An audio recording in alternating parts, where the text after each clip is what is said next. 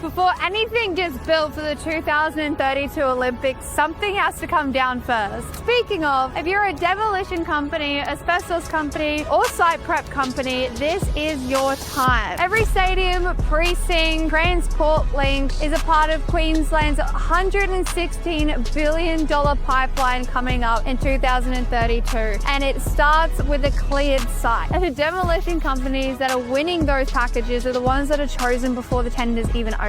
The procurement team searches your business. If your competitor looks bigger, safer, and more compliant online, they're the ones that get the call. When Carlos from Adios Asbestos started working with Blue Media House, we absolutely dominated his market. And within 2 months of working with us, he had the busiest Christmas he's had in 8 years. Same crew, same trust, but people just knew who he was. If you want to say the best kept secret, keep scrolling, because secrets do not win tenders. The clearing work comes before the building work. That means your window opens first. Click the link below and book a call.